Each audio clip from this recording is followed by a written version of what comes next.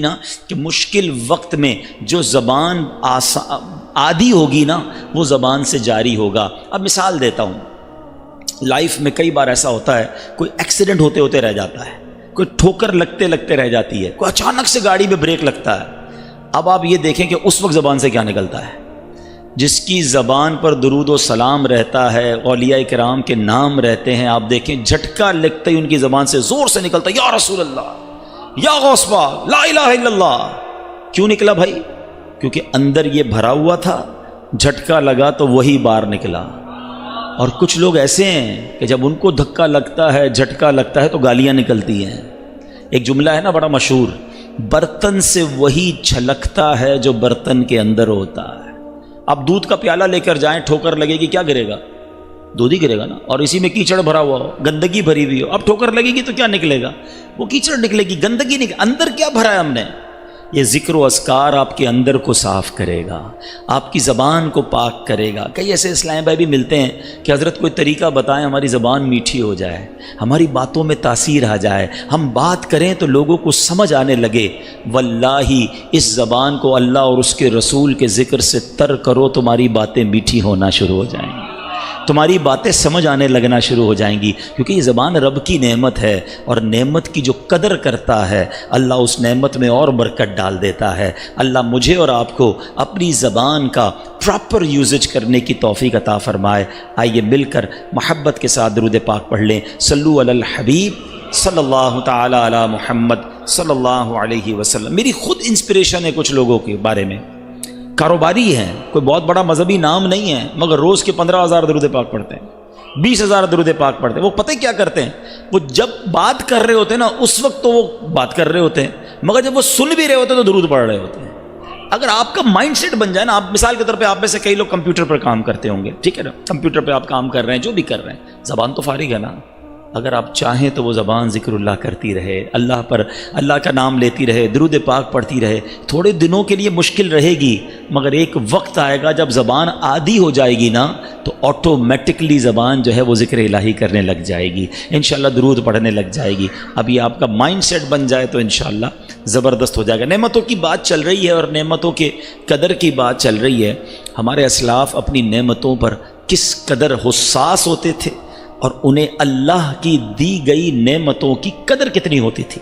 سیدنا مالک بن انس رضی اللہ تعالیٰ عنہ فرماتے ہیں کہ حضرت سیدنا یونس بن یوسف رحمۃ اللہ تعالیٰ علیہ اپنے زمانے کے مشہور اولیاء کرام میں سے تھے، زیادہ تر وقت مسجد میں گزارتے اور اپنے رب عز و جل کی عبادت میں مشغول رہتے۔ عالم شباب یعنی جوانی کا عالم تھا، انہوں نے اپنی جوانی اللہ عز و جل کی عبادت کے لیے صرف کی ہوئی تھی۔ اکثر آپ میں سے بھی نوجوان ہیں، ایک مرتبہ مسجد سے باہر آ رہے تھے، راستے میں ایک عورت پر نظر پڑ گئی، دل کچھ دیر کے لیے اس کی طرف مائل ہو گیا، لیکن پھر فوراً اپنے فعل پر نادم ہوئے کہ یہ میں کیا کر رہا ہوں، حرام دیکھ رہا ہوں۔ اب اللہ سے دعا کی کہ اے اللہ، اے میرے پروردگار، بے شک تو نے مجھے آنکھیں عطا فرمائیں جو کہ بہت بڑی نعمت ہے، لیکن مالک مجھے خطرہ لگ رہا ہے کہ کہیں ان آنکھوں کی وجہ سے میں عذاب میں مبتلا نہ ہو جاؤں، یہ آنکھیں مجھے ہلاک نہ کر دیں۔ اے میرے پروردگار، میری آنکھیں واپس لے لے، میری آنکھوں کی بینائی سلب کر لے۔ اللہ سے دعا کی، جیسے ہی دعا سے فارغ ہوئے آپ کی آنکھیں چلی گئیں۔ اب آپ نے کیا کیا؟ نماز تو پڑھنی تھی، مسجد تو جانا تھا، عبادت گزار تھے، اپنے بھتیجے کو ساتھ رکھ لیا کہ اب وہ نماز کی اوقات میں مسجد لے جائے، کوئی کام ہو تو وہ کام کر دے، وہ مسجد میں چھوڑ دیتا اور بچوں کے ساتھ کھیلنے چلا جاتا۔ آپ مسجد میں ہوتے، عبادت کرتے۔ ایک دن ایسا ہوا آپ مسجد میں بیٹھے تھے تو اپنے جسم پر آپ کو کوئی چیز رینگتی ہوئی نظر آئی، محسوس ہوئی۔ اب آپ کو تو سمجھ نہیں آ رہا تھا وہ کیا ہے، آپ نے بھتیجے کو آواز دی، وہ بچوں میں کھیلنے گیا ہوا تھا، کوئی ہیلپ آؤٹ نہیں کر پا رہا تھا، آپ پریشان ہو گئے۔ آپ نے پھر اللہ کی بارگاہ میں دعا کی، اے اللہ تو نے مجھے آنکھوں سے نوازا، بہت بڑی نعمت تھی، مجھے خوف ہوا کہ کہیں میں ان آنکھوں سے گناہ نہ کر بیٹھوں، عذاب میں مبتلا نہ ہو جاؤں۔ میں نے دعا کی، تو نے میری آنکھیں واپس لے لیں، مگر مولا اب مجھے خوف یہ ہے کہ اگر میری آنکھیں نہ آئیں تو یہ میری آزمائش میرے لیے رسوائی کا باعث نہ بن جائے۔ میرے مولا کرم کر دے، مجھے اس مصیبت سے بھی بچا لے، میری آنکھیں واپس لوٹا دے۔ اب بھی آپ نے دعا کی، اللہ نے آنکھیں واپس لوٹا دے۔ اچھا، یہ ایک بزرگ کا واقعہ اور ان کی سوچ ہے۔ ان کی اچھا اللہ کی بارگاہ میں مقبول کیسے ہیں کہ دعا کرتے ہیں تو آنکھیں چلی جاتی ہیں، دعا کرتے ہیں تو واپس مل جاتے ہیں. ایسا مقبول بندہ. اور اس کے خوف خدا کا عالم یہ ہے کہ ایک غفلت ہوئی اور اتنی بڑی شرمندگی. آج میں اور آپ سوچیں کہ اللہ نے مجھے اور آپ کو کتنی نعمتیں دی ہیں. یہ آنکھیں، یہ دل، یہ زبان ہم کن کاموں میں استعمال کر رہے ہیں؟ وہ پنجابی شاعر کہتے ہیں نا، اس لیے تھوڑی دی ہیں یہ چیزیں کہ بندہ ان سے حرام کرے. وہ کہتے ہیں دل یاد لئی بنایا اے تعریف لئی زبان، دل یاد لئی بنایا اے تعریف لئی زبان، اکھیاں بنائیاں سونے دے دیدار واسطے، اکھیاں بنائیاں سونے دے دیدار. اللہ نے یہ آنکھیں، یہ دل، یہ زبان، یہ آنکھ، کان، پیر اپنی عبادت کے لیے دیے ہیں، اپنی رضا والے کاموں کے لیے دیے. ہم کن کاموں میں استعمال کر رہے ہیں؟ اور یاد رکھو، جس نعمت کا شکر ادا نہیں کیا جاتا، جس نعمت کا حق ادا نہیں کیا جاتا، ڈر ہے کہ وہ نعمت چھین لی جاتی ہے. آپ میں سے بہت سارے تو وہ ہیں کہ جن کو اللہ نے کروڑوں سے اچھا بنایا. ہم سب کو ہی کروڑوں سے اچھا بنایا. کئی وہ ہیں جو بڑی اچھی پوسٹ پہ ہیں، کئی وہ ہیں جو بڑے اچھے ادارے میں ہیں، کئی وہ ہیں جو بڑی اچھی سیلری اون کرتے ہیں. مگر سوچیں ان تمام نعمتوں کے بعد میرا اللہ کی بارگاہ میں انداز کیا ہے؟ شکوے، شکایات یا شکر ہے؟ دو قسم کے لوگ ہوتے ہیں کہ جن کے پاس بہت کچھ ہوتا ہے مگر پھر بھی زبان پر شکوہ ہوتا ہے، اور کچھ اللہ کے بندے ایسے ہوتے ہیں جو ہر حال میں اللہ کا شکر ہی ادا کر رہے ہوتے ہیں. یہ آنکھیں، اللہ اکبر. یاد رکھیں، آپ تو بہت سارے مختلف اداروں میں کام کرتے ہوں گے جہاں بعض اوقات فیمیل ورکرز بھی ہوتے ہیں. اپنی آنکھوں کی حفاظت کرنا یہ بہت ضروری ہے. سرکار مدینہ صلی اللہ تعالی علیہ وسلم نے مولا علی شیر خدا کرم اللہ تعالی وجہ الکریم سے فرمایا، ترمذی شریف کی حدیث ہے، اے علی ایک نظر کے بعد دوسری نظر نہ کرو.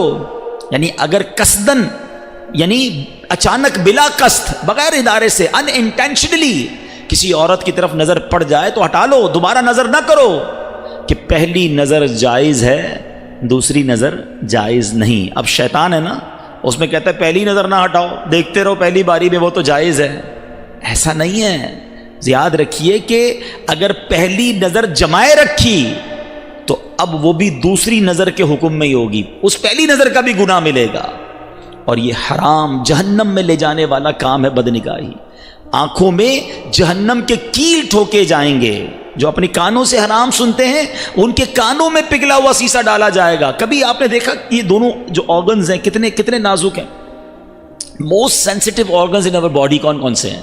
اگر اس کو آپ دیکھیں نا، آپ سرما لگاتے ہیں، ہاتھ کانپ رہا ہوتا ہے کہ یار یہ سلائی ذرا زور سے لگ گئی نا تو آنکھ بڑی نازک ہے، درد ہو جائے گا، سرخ ہو جائے گی. جو موٹر سائیکل چلاتے ہیں ان کو پتہ ہے کبھی کوئی چھوٹا سا تنکا چلا جاتا ہے آنکھ میں، جان نکل جاتی ہے. یہی کان ایئر بڈ استعمال کرتے ہیں، تھوڑا سا زور سے کرے تو درد شروع ہو جاتا ہے، اتنے نازک ہیں. اگر جہنم کے کیل ٹھوکے گئے، یہ جہنم کی آگ ڈالی گئی تو کدھر جائیں گے؟ تو ہمیں اللہ کی نعمتوں کی قدر کرنی ہے. آنکھیں اللہ نے دی، کان اللہ نے دیے، زبان اللہ نے دی، ہاتھ اللہ نے دیے، پیر رب نے دیے، پھر اس کے ساتھ اللہ نے بہترین روزی دی، علم عطا کیا، آپ کو معاشرے میں عزت دی ہے، اور سب سے بڑھ کر تو رب نے مسلمان بنایا ہے.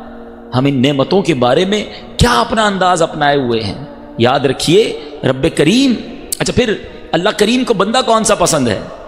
بدقسمتی سے ہم دونوں معاملے میں الٹے چلتے ہیں. حالانکہ مسلمان کا، مومن کا حال روایتوں میں آیا بڑا نرالا ہے. اس کے فائدے ہی فائدے ہیں. وہ تکلیف میں ہوتا ہے تو صبر کرتا ہے، صبر کرتا ہے تو کیا ہوتا ہے؟ ان اللہ مع الصابرین، اللہ کی رحمت ساتھ ہو جاتی ہے. نعمت میں ہوتا ہے تو شکر کرتا ہے، پھر کیا ہوتا ہے؟ لئن شکرتم لازیدنکم، تم میرا شکر ادا کرو میں تمہیں اور عطا کروں گا. دونوں طرف بینیفٹ میں ہے نا. مومن کا ہر حال برکت والا ہے. تکلیف بھیجی، صبر کر کے اللہ کے قریب ہو گیا. نعمت بھیجی، شکر کر کے اللہ کے قریب ہو گیا. مگر دونوں میں حال برا ہے ادھر کہ تکلیف آتی ہے تو بے صبری کرتے ہیں، نعمت ملتی ہے تو ناشکری کرتے ہیں. ذرا سنیے گا کہ حدیث پاک ہے کہ 3 روایتیں ہیں، ایک روایت سنتے اس میں سے 2 آوازوں پر دنیا و آخرت میں لعنت ہے۔ کون سی 2 آوازیں ہیں؟ نمبر 1، نعمت کے وقت باجا، مصیبت کے وقت چلانا۔ یہ کتنی عجب بات ہے کہ نعمت ملتی ہے تو ناچ گانے میں پڑ جاتا ہے، اللہ کو نافرمانی، اللہ کی نافرمانی میں پڑ جاتا ہے، مصیبت آتی ہے تو چلانے میں لگ جاتا ہے۔ یہ دونوں ہی غلط کام ہے۔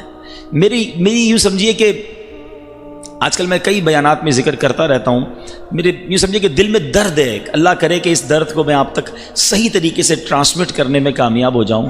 مجھے ایک بات آج تک سمجھ نہیں آئی کہ شیطان نے گیم کتنا بڑا کیا ہمارے ساتھ، کہ اس نے سیلیبریشن کو، ہماری خوشیوں کو ٹیگ کر دیا ہے اللہ تعالیٰ کی ناراضگی کے ساتھ۔ جب بھی ہم خوشی منائیں گے، whenever we try to celebrate anything، استغفر اللہ، we disobeying the commandments of اللہ سبحانہ و تعالی۔ ہم اس وقت اللہ کی جو اللہ کی طرف سے احکامات ہیں اس کو نافرمانی کرنے میں لگ جاتے ہیں۔ حالانکہ کتنی بری بات ہے اور عقل کے بھی خلاف ہے۔ مثال کے طور پہ آپ کسی کمپنی میں کام کرتے ہیں، کوئی باس آ کر آپ کو کہتا ہے بیٹا آج آپ نے بڑا اچھا کام کیا، آج سے آپ کی سیلری ڈبل۔ اب آپ کیا کہیں گے؟ تھینک یو سر، جزاک اللہ۔ اب آپ اور مستعدی کے ساتھ اور اچھے انداز سے آفس میں کام کریں گے، آج آپ کو بونس دیا جا رہا ہے، آپ اس کے بعد اور اس کا جناب گریٹفل ہو جائیں گے۔ یہی دنیا کا دستور ہے کہ جو آپ کے ساتھ احسان کرتا ہے آپ اس کا شکریہ ادا کرتے ہیں، مگر ہمارا معاملہ ہی کچھ اور ہے۔ اللہ جب نعمت دیتا ہے ہم اسی نعمت کے ملنے کی خوشی میں اللہ کو ناراض کرتے ہیں۔ یہ کتنی بڑی بے وقوفی ہے۔ آپ کہیں گے نہیں جناب ہم ایسا نہیں کرتے، چلیں 2-3 ایگزامپلز دے دیتا ہوں۔ شادی کتنی بڑی نعمت ہے، پوچھو ان سے، ان ماں باپ سے جن کے بچوں کی شادیاں نہیں ہو رہی، بلکہ آپ میں سے کئی ہوں گے جو ارمان دل میں سجائے بیٹھے ہوں گے، لیکن جب شادی ہوتی ہے کیا کرتے ہیں؟ اللہ کو خوش کرتے ہیں، ناراض کرتے ہیں۔ ناراض کرنے والا کون سا کام ہے جو شادی میں نہیں ہوتا؟ ناچ گانے، ڈھول تماشے، آتش بازی، رنگ پارٹیاں، معاذ اللہ۔ اب تم کہتے ہو یار اللہ نے نعمت دی، اللہ ہی کو ناراض کر رہے ہیں۔ اور ہم نے دیکھا ہے کچھ لوگ کہتے ہیں یار بچے کی شادی پر لاکھوں روپے خرچ کیے مگر وہ شادی کے بعد خوش نہیں ہیں، لڑائی جھگڑے ہیں، اولاد نہیں ہو رہی۔ یار تم نے اللہ کو ناراض کرنے والا کون سا کام تھا جو نہیں کیا تھا؟ اب کیسے اللہ سے رحمت کی اور نعمت کی اور برکت کی امید رکھ رہے ہو؟ اسے تو غضبناک کر دیا نا تم نے۔ اچھا یہی شادی کے بعد بچہ ہو گیا، بچے کی برتھ ڈے منانی ہے، خوشی منانی ہے، کیا کریں گے؟ میوزک، ڈھول تماشے، کوئی ایسا کام جو اللہ کو ناراض کرنے والا ہو۔ اچھا اللہ نے نیا گھر دیا، نئے گھر کی دوستوں میں پارٹی کرنی ہے، کیا کریں گے؟ اس پارٹی میں کوئی ایسا کام کریں گے جو اللہ کو ناراض کرنے والا ہو۔ اچھا جناب جاب لگ گئی ہے، اب اپنے فرینڈز کو پارٹی دینی ہے، اس جاب کی پارٹی میں کیا ہوگا؟ کوئی نہ کوئی اللہ کو ناراض کرنے والا کام کیا جائے گا۔ آپ لسٹ بنا لیں، جب بھی celebration, farewell party, anniversary, happy new year, ہر نعمت پر اللہ نے جب تمہیں خوشی دی ہے تم نے اللہ ہی کو ناراض کیا ہے۔ پھر کہتے ہو میری نعمتیں نہیں بچتی۔ یہ کیسی خوشی ہے یار؟ مجھے بتائیے نا کہ وہ خوشی کیسی ہے کہ میں انجوائے کر رہا ہوں، میں سیلیبریٹ کر رہا ہوں، میں خوشیاں منا رہا ہوں، میری فیملی خوش ہے، میرے دوست خوش ہیں، مگر جس نے خوشی دی ہے وہ ناراض ہو رہا ہے۔ مجھے بتاؤ نا، آج ایک نیت کر لو پلیز، میں سمجھتا ہوں میرا بیان وصول ہو جائے گا۔ آج ایک نیت کر لو کہ میں ایسی خوشی نہیں مناؤں گا جس میں میرا رب ناراض ہو جائے۔ میں ہر بار ایسے خوشی مناؤں گا۔ خوشی منانے سے کوئی منع نہیں کر رہا، آپ بالکل بچے کی برتھ ڈے منائیں، بالکل شادی میں کھانا کھلائیں، بالکل جناب آپ اپنے نئے سال کی خوشی منانی ہے منائیں، آپ کو جو اللہ نے نعمت نیا گھر لیا دعوت کھلائیں، اچھے کپڑے پہنے، اچھے کھانے بنائیں، کس نے منع کیا ہے؟ مگر شریعت کی باؤنڈری کے اندر رہ کر، تفاخر نہ ہو، تکبر نہ ہو، دکھلاوا نہ ہو، اچھی نیتیں ہوں، مسلمانوں کو کھانا کھلائیں، اچھا لباس پہنیں، دوستوں کے ساتھ مسکراہٹوں کا تبادلہ کریں، تحائف دیں۔ کیوں حرام کام کرنا ہے کہ ایسا نہیں ہو سکتا؟ میرا نیا گھر ہے، میرے دوستوں کو بلایا، قرآن خوانی کی، نعت خوانی کی، اللہ رسول کا ذکر کیا، سب نے کھانا کھایا، میں بھی خوش، دوست بھی خوش، میرا مالک بھی خوش۔ آج سے یہ نیت کر لو کہ میں نے خوشی ایسے منانی ہے۔ یہ نوجوان ہے نا، آپ کو اسٹینڈ لینا پڑے گا۔ آپ اپنے والدین کو بتا دیں کہ میری شادی میں کوئی اللہ کی ناراضگی والا کام نہیں ہوگا۔ اس کا میں آپ کو نقصان بتاتا ہوں۔ آپ کس کے لیے کریں گے یہ سارا؟ دولہا تھوڑی ناچتا ہے، دولہا تھوڑی یہ سارے کام کر رہا ہوتا ہے، اس کے دوست کر رہے ہوتے ہیں نا۔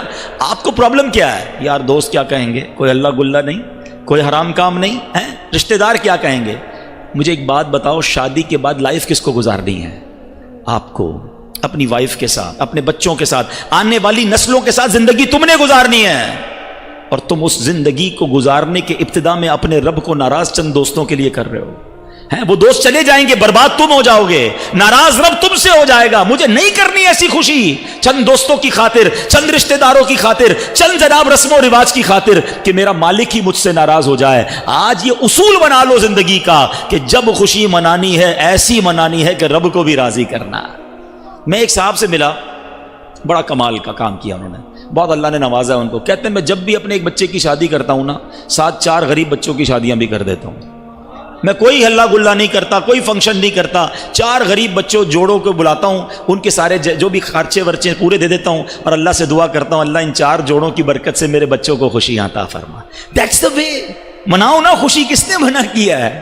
اسلام میں انجوائمنٹ منع نہیں ہے، سیلیبریشن منع نہیں ہے، خوشی منع نہیں ہے، لیکن ایک باؤنڈری ہے نا، اس باؤنڈری سے اچھا یہ باؤنڈری پتہ نہیں کیوں لوگوں کو بری لگتی ہے۔ آپ کی آفس کی باؤنڈریز ہوتی ہیں، آپ کے آفس کے رولز ریگولیشن ہوتے ہیں، اس ٹائم پر آنا ہے، اس ٹائم پر جانا ہے، یہ بولنا ہے، یہ نہیں بولنا ہے۔ کئی ملکوں کی باؤنڈری ہوتی ہے کہ ملک کے اندر فلاں حکومت کے خلاف، فلاں ادارے کے خلاف بات نہیں ہوگی۔ جب اس ملک میں رہ کر ملک کے قانون پر عمل کرنے کے لیے آپ تیار ہیں، کمپنی میں جا کر کمپنی رولز کو فالو کرنے کے لیے تیار ہیں، ایون یونیفارم کو فالو کرنے کے لیے تیار ہیں، مسلمان ہو کر اسلام کے رولز فالو کرنے کے لیے تیار نہیں ہیں۔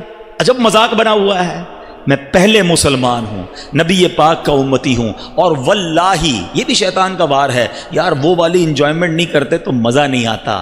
ارے مسئلہ یہ ہے کہ تم نے گناہوں کی لذت دیکھی ہے، تم نے ذکر اللہ کی لذت دیکھی نہیں ہے۔ جس نے ساری رات شراب کی لذت دیکھی ہے اس نے تہجد کے سجدوں کی لذت دیکھی نہیں ہے۔ جس نے محبوب کی غزلوں کی جناب لذت دیکھی ہے اس نے مدینے کی یاد میں رونے کی لذت دیکھی نہیں ہے۔ اس طرف آ جاؤ، زندگی نور علی نور ہو جائے گی۔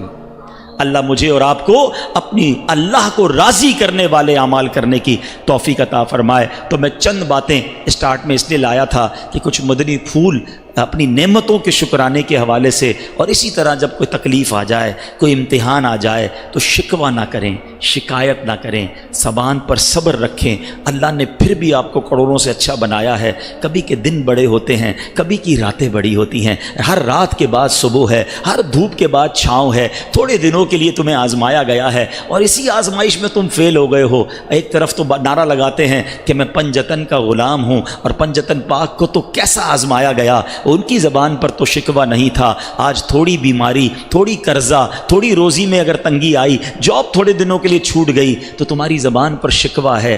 یہ انداز درست نہیں ہے۔ شاعر کہتے ہیں نا، زبان پر شکوائے رنج و علم لایا نہیں کرتے، زبان پر شکوائے رنج و علم لایا نہیں کرتے، نبی کے نام لیوا غم سے گھبرایا نہیں کرتے۔ تو گھبرانا نہیں ہے، آزمائش آئے اٹینشن میں آ جائیں، میرا وقت آ گیا ہے، ایگزامینیشن آ گیا ہے، اور اب مجھے اس ایگزام پر پورا اترنا ہے، کیونکہ قرآن کہتا ہے وَلَنَبْلُوَنَّكُمْ بِشَيْءٍ مِّنَ الْخَوْفِ وَالْجُوعِ وَنَقْصٍ مِّنَ الْأَمْوَالِ وَالْأَنفُسِ وَالثَّمَرَاتِ۔ قرآن نے تو لسٹ بھی دے دی ہے، ہم ان قریب تمہیں آزمائیں گے، بھوک کے ذریعے، کاروبار بھی کم ہوں گے، کچھ جان میں بھی پرابلم آئے گی، بیماری بھی آئے گی، کچھ بچوں کے بھی مسائل آئیں گے، تمہارے پھل باغات اور مال کم ہو جائیں گے، مگر جو اس کے بعد صبر کریں گے، آگے قرآن کہتا ہے ریوارڈ کیا ہے، وَبَشِّرِ الصَّابِرِينَ، خوشخبری ہے صبر والوں کے لیے، الَّذِينَ إِذَا أَصَابَتْهُمْ مُصِیبَةٌ، جب مصیبت میں گرفتار ہوتے ہیں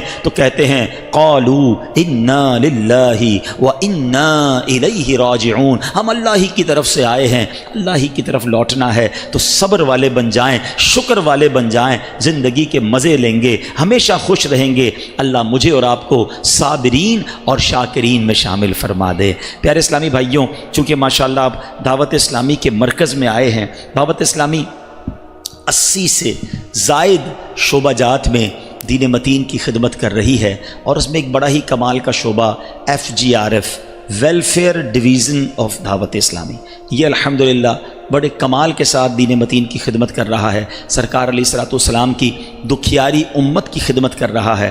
اور یہ نیو بورن بیبی کہہ سکتے ہیں آپ اس کو. ابھی 2 سال آلموسٹ پورے ہونے جا رہے ہیں, اور یہ 1.5-2 سال میں جو اس نے پوری دنیا میں شہرت حاصل کی ہے اور جو سگنیفیکنٹ اس نے کام کیے ہیں وہ ہماری نگاہوں کے سامنے ہیں.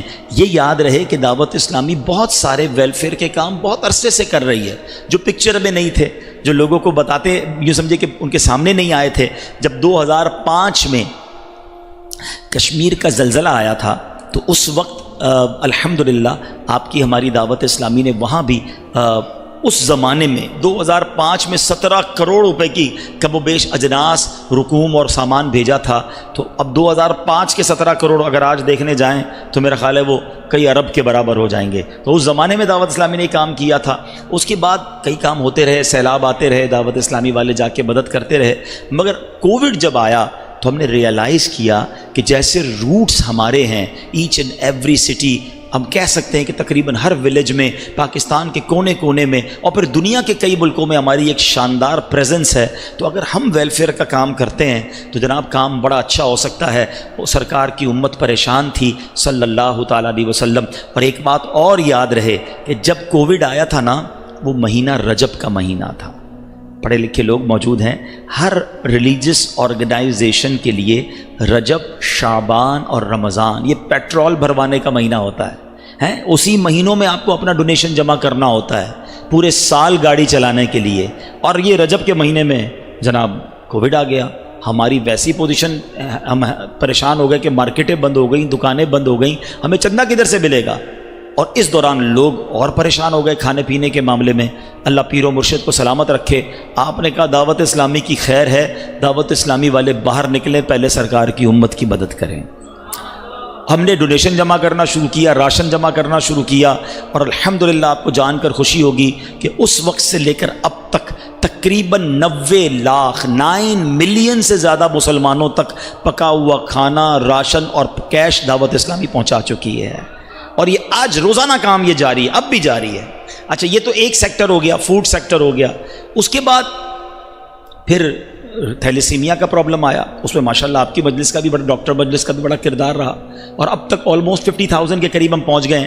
50,000 بلڈ بیگز. اور میں یہ سمجھتا ہوں 50 کروڑ روپے جمع کرنا آسان ہے, 50,000 لوگوں کو خون دینے کے لیے راضی کرنا یہ آسان نہیں ہے. اور یہ کمال ہے دعوت اسلامی کا. میں کل رات بھی گیا تھا, یہاں بہادر آباد میں بلڈ کیمپ لگا ہوا تھا. تو اس کا مطلب یہ کہ یہ کنٹینیو پروسیس اب جاری ہے. ہم نے آفر کی ہوئی اداروں کو کہ جب بھی ان بیچاروں مریض بچوں کو ضرورت پڑے ہم اس کے لیے کھڑے ہیں. تو الحمدللہ FGRF کے اسلام بھائی یہ بلڈ کا کام کر رہے ہیں. اچھا پھر یہ جو راشن کی تقسیم اور کیش اور یہ جو امداد ہوئی نا, یہ صرف پاکستان میں نہیں ہوئی, کیونکہ ہماری روٹس تو آل اراؤنڈ دا ورلڈ ہیں.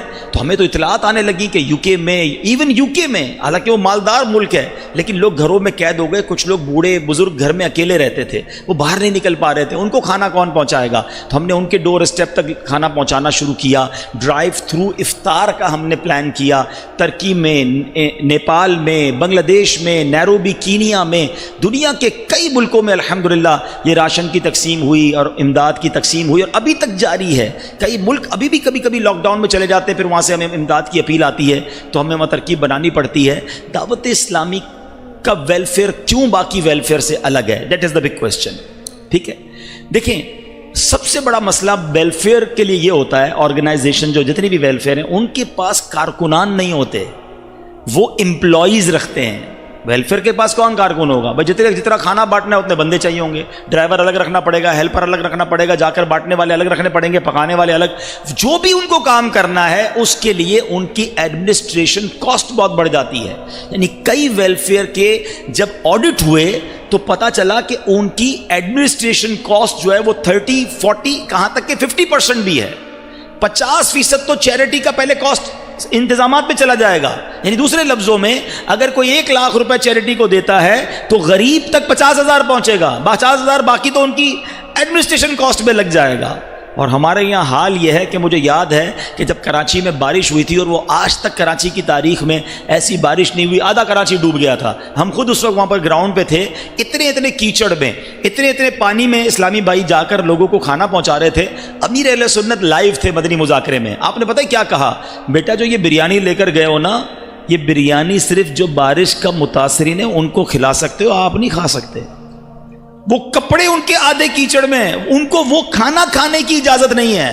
یعنی ہم یہ کہہ سکتے ہیں کہ اللہ کی رحمت سے دعوت اسلامی کو جو چیریٹی کرتا ہے اس کا 99% یا 98% جو ہے اللہ کی رحمت سے وہ غریب تک پہنچتا ہے، وہ ڈائریکٹلی ایک مجبور تک پہنچتا ہے. تو یہ وہ کام ہے جو الگ کرتا ہے ایف جی آر ایف کو، کیونکہ ایف جی آر ایف کے اپنے کوئی کارکنان نہیں ہیں، لیکن پہلے سے چونکہ دعوت اسلامی ایگزسٹ کر رہی ہے اور پیر و مرشد سے جو ان کی اٹیچمنٹ ہے، دعوت اسلامی کے ساتھ جو ڈیڈیکیشن ہے. ارے دنیا میں کون تھا جو کووڈ کے دنوں میں باہر نکلنے کے لیے تیار تھا؟ اعلان ہوتا تھا ہاسپٹل کے قریب نہیں جانا، پیر و مرشد نے کہا میرا خون کام آتا ہے تو لے لو ورنہ میرے بچوں باہر نکلو. اس وقت ہاسپٹل کے باہر لائنیں لگ گئیں اور لوگوں نے جا کر بلڈ دیا. مجھے کئی چینل نے بیپر پر لیا، کہتے یہ جناب کمال ہو گیا، آپ نے اس زمانے میں 10,000 بوتلیں کی تھی، 8-10,000 ہوئی تھی، 8,000 بوتلیں آپ نے دے دی، دعوت اسلامی نے کمال کر دیا. میں نے کہا حضرت ابھی آپ نے ہمیں پہچانا نہیں ہے، آپ کو 8 لاکھ خون کی بوتلیں چاہیے، دعوت اسلامی دینے کے لیے تیار ہے.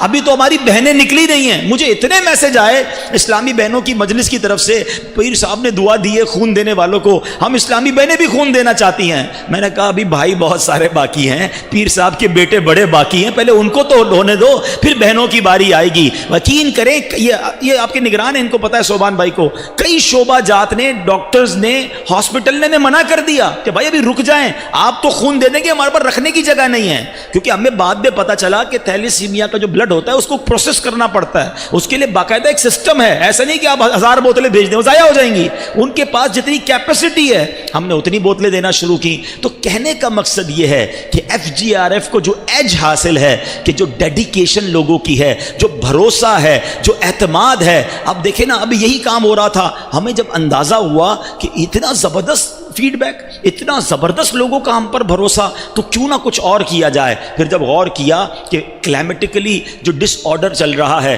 جو موسمی حالات تبدیل ہو رہے ہیں، اس کو کاؤنٹر کرنے کے لیے ضروری یہ ہے کہ پلانٹس لگائے جائیں. دعوت اسلامی تو تبلیغی تحریک تھی، مگر جب ملک و قوم کو ضرورت ہے، اور سبحان اللہ پودے لگانا تو میرے آقا کی سنت ہے. سیدنا سلمان لگایا تھا، میر اہل سنت نے اعلان کیا پودے لگاؤ. پاکستان کی تاریخ میں الحمدللہ انوکھا کام دعوت اسلامی نے کیا، اور کیا خوبصورت نعرہ مرکز نے ہمیں دیا، پودا لگانا ہے، درخت بنانا ہے. صرف پودے نہیں لگانے، آپ یقین کریں میں 1 کروڑ پودے آپ کو 1 مہینے میں لگا سکتا ہوں. 1 کروڑ پودے لگا کے تصویریں کھینچیں گے، سیلفیاں بنائیں گے، ساری دنیا میں نام ہو جائے گا. پھر اس کے بعد آگے دوڑ پیچھے چھوڑ. ہم نے کہا نہیں، امت کا پیسہ ضائع کرنے کے لیے نہیں ہے. پودے لگائیں گے، بے شک تھوڑے لگائیں گے، ان کو درخت بنائیں گے. مزے کی بات بتاؤں، ابھی آپ کے پاس آنے سے پہلے ہی پوری پاکستان کی پلانٹیشن مجلس کا مشورہ جاری تھا. ہم نے 20 لاکھ پودے پچھلے سال لگا دیے. فروری کی پلانٹیشن شروع ہو گئی ہے. 8 لاکھ پودوں کا آن پیپر ہدف آ چکا ہے. کون سے شہر میں کتنے پودے لگیں گے؟ میرا پہلا سوال یہ تھا پچھلے پودوں کا کیا ہوا؟ مجھے اس کی آڈٹ رپورٹ چاہیے، مجھے اس کی پکچرز چاہیے.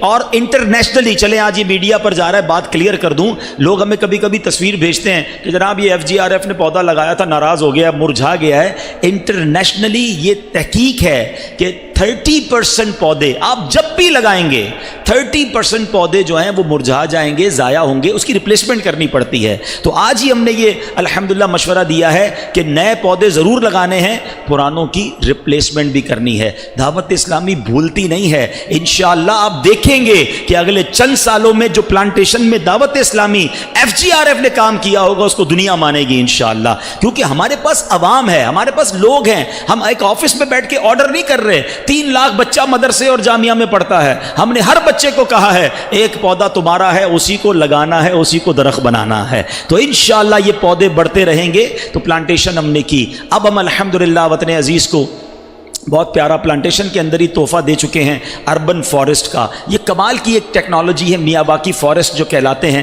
کہ جب پوری پالیوشن کو سک کر لیتی ہے تو وہ ڈینس سٹیز جو ہیں جہاں بڑا ٹریفک ہے، کراچی، حیدرآباد، لاہور، فیصل آباد، اسلام آباد اور بھی جو شہر ہیں، وہاں ہم انشاءاللہ مین چوراہوں پر یہ اربن فارسٹ لگانے جا رہے ہیں. فروری کی پلانٹیشن میں انشاءاللہ اگلے چند دنوں میں آپ یہ خوشخبریاں سنیں گے کہ پاکستان میں کہاں کہاں اربن فارسٹ لگ رہے ہیں تاکہ یہ پالیوشن سک کرے گا. مدنی کلینک ہم شروع کرنے جا رہے ہیں. پہلے مدنی کلینک کی جگہ لے لی گئی ہے کراچی میں، رینٹ آؤٹ کیا ہم نے، لیکن انشاءاللہ اگلے چند مہینوں میں اس کی خوبصورت آپ دیکھیں گے کہ بہت سستا علاج سرکار کی دکھیاری امت کو ملنے لگے گا، اور کراچی کے بعد یہ پاکستان کے مختلف شہروں میں شروع ہو جائے گی۔ 2 دن پہلے جنہوں نے مدنی چینل دیکھا ہوگا، ہم نے مدنی ہوم کا اعلان کیا ہے، ایک شاندار بلڈنگ بنانے جا رہے ہیں نیو کراچی میں، اور یہ کم از کم میرے پاس آج ہی اس کی فیزیبلٹی آئی ہے، 15 کروڑ روپے کا پروجیکٹ ہے۔ یتیم بچوں کے لیے یہ پروجیکٹ بننے جا رہا ہے، اور یہ ایک نہیں بنے گا، ہر پروجیکٹ ہم کراچی میں سٹارٹ لیتے ہیں، اس کے سمجھ لیں SOPs بناتے ہیں، اس سیمپل کو چیک کر لیتے ہیں، پھر اس کی پروڈکشن اناؤنس کر دیتے ہیں، پھر وہ پاکستان اور دنیا بھر میں کاپی پیسٹ ہونا شروع ہو جاتا ہے۔ سچی بات یہ ہے، میرا ٹائم ختم ہو رہا ہے، کچھ سوال بھی آپ نے کرنے تھے، ورنہ FGRF کے جو اپ کمنگ پلانز ہیں اور جو چل رہے ہیں، میں سارے بیان کروں تو پھر میں ہی بیان کرتا رہوں گا۔ بس آپ سے گزارش یہ ہے، آپ میں سے کئی بڑی کمپنیوں سے تعلق رکھتے ہیں، آپ FGRF کے اسپوکس پرسن بن جائیں، جدھر بیٹھیں دعوت اسلامی کی بات کریں، دعوت اسلامی کی شعبہ جات کی بات کریں، اور دوسرے نمبر پر اس کے لیے سپورٹر تلاش کریں۔ دیکھیں کئی لوگ ایسے ہوتے ہیں، بدقسمتی ہے، کہنے میں مزہ نہیں آ رہا، لیکن کئی لوگ ایسے ہیں آج کے معاشرے میں جو مسجد کے لیے پیسے نہیں دیتے، جو قرآن پاک اور پڑھانے والے مدرسوں کے لیے پیسے نہیں، دینی کام کے لیے نہیں دیتے، کہتے ہیں یار ہمیں ویلفیئر کے کام بتاؤ۔ تو چلو بھائی، اب تو دعوت اسلامی ویلفیئر بھی کرنا شروع ہو گئی نا، تو ویلفیئر کے سپورٹر ڈھونڈ لیں، ان کو لے کر آ جائیں، تاکہ یہ ہمارے جتنے اپ کمنگ پروجیکٹس ہیں وہ اچھے انداز میں ہونا شروع ہو جائیں۔ تو میں امید کرتا ہوں کہ آپ سارے اسلامی بھائی اس میں تعاون کریں گے۔ اپنی کمپنیز کے آپ CEO سے بات کر سکتے ہیں، آپ اپنی کمپنی کے جو CSR ڈپارٹمنٹ ہے اس سے بات کر سکتے ہیں۔ ہماری FGRF کی ٹیم انشاءاللہ آپ کو پراپر بروشر فراہم کر دے گی، ساری پریزنٹیشنز ہم آپ کو دے سکتے ہیں۔ آپ میٹنگ ارینج کریں تو ہماری ٹیم آ کر آپ کے جو بھی ہیڈ آف ڈپارٹمنٹ ہیں ان سے ملنے کے لیے بھی تیار ہیں۔ تو انشاءاللہ ہمارا زبان چلانا ہوگا، ہماری کوشش کرنا ہوگا، اور اللہ کرے گا اگر کسی یتیم بچے کا کام ہو جائے گا، کسی تھیلیسیمیا مریض کے بچے کا علاج ہو جائے گا، یا کوئی بھی نیکی کا کام ہو جائے گا، وہ آپ کے لیے بھی صدقہ جاریہ ہو جائے گا۔ اللہ ہمیں نبی پاک کی دکھیاری امت کا مددگار بنا دے، اور اس نیک کام میں مل جل کر حصہ لینے کی توفیق عطا فرمائے۔ صلو علی الحبیب۔ ویڈیو دیکھنے کا شکریہ۔ اگر آپ چینل پر نئے ہیں تو سبسکرائب کر لیں، اور ساتھ ہی ساتھ بیل آئیکن پر بھی کلک کر دیں تاکہ یوٹیوب ہماری ہر ویڈیو کا نوٹیفیکیشن سب سے پہلے آپ کو بھیج دے۔ جزاک اللہ۔